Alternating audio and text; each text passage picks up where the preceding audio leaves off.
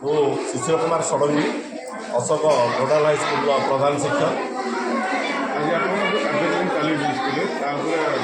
ଆଜି ଆମର ଇମ୍ରାନ ମାସ ତଥା ସେବା ତରଫରୁ ଆମର ନିପୁଣ ଓଡ଼ିଶା କାର୍ଯ୍ୟକ୍ରମ ଚାଲିଛି। ଏ ଗୋଟେ ମିଶନ। ଏ ମିଶନର ଲକ୍ଷ୍ୟ ହେଲା ଯେ ପ୍ରତ୍ୟେକ ଛାତ୍ରଛାତ୍ରୀମାନଙ୍କୁ ପ୍ରଥମରୁ ତୃତୀୟ ଶ୍ରେଣୀ ପର୍ଯ୍ୟନ୍ତ ସେମାନଙ୍କର ଭାଷା ଜ୍ଞାନ ବୃଦ୍ଧି ହେବ ଏବଂ ସେମାନେ କହିପାରୁଥିବେ, ଲେଖିପାରୁଥିବେ ଏବଂ ପଢ଼ିପାରୁଥିବେ। ଏ ତିନୋଟି ଜ୍ଞାନ ନିହାତି ଦରକାର।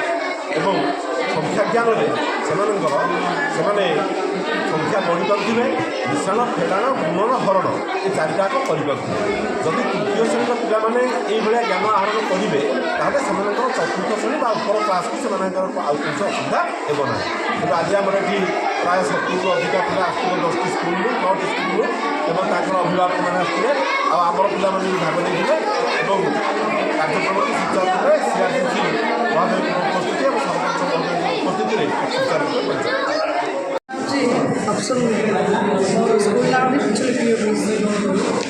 ଆପଣଙ୍କର ନାଁଟା ଆପଣଙ୍କର ଛାତ୍ରଛାତ୍ରୀ ଏଠି କେତେ ଜଣ ଆସନ୍ତି? ପ୍ରତି ବିଦ୍ୟାଳୟରେ ସରକାରୀ ନିୟମ 10 ଜଣ ଛାତ୍ରଛାତ୍ରୀ ଆସୁଛନ୍ତି ପ୍ରଥମରୁ ତୃତୀୟ ଶ୍ରେଣୀ।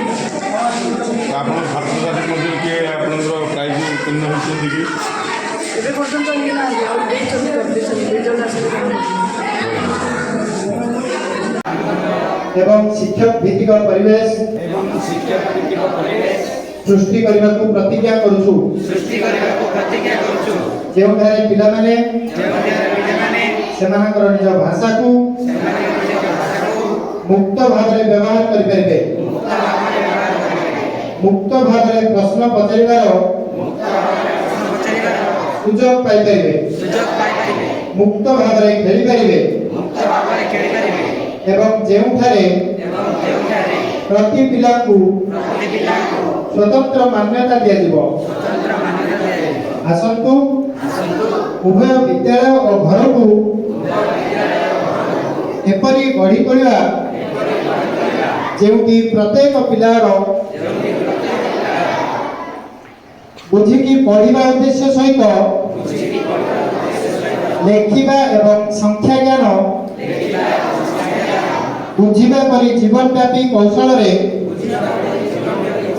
ବିକାଶ ହେବ, ଯାହାଦ୍ୱାରା ସେମାନେ ଦୈନନ୍ଦିନ ଜୀବନରେ ବିଭିନ୍ନ ପରିସ୍ଥିତିରେ ସେଗୁଡ଼ିକୁ ପ୍ରୟୋଗ କରିପାରିବେ।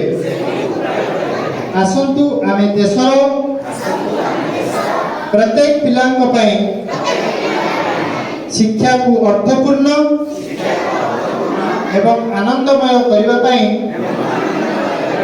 ପ୍ରୟାସ କରିବା। ପ୍ରତ୍ୟେକ ପିଲାଙ୍କୁ ମୌଳିକ ସାକ୍ଷରତା ଓ ସଂଖ୍ୟା ଜ୍ଞାନ କ୍ଷେତ୍ରରେ ଦକ୍ଷ କରିବା। ଜୟ ହିନ୍ଦ।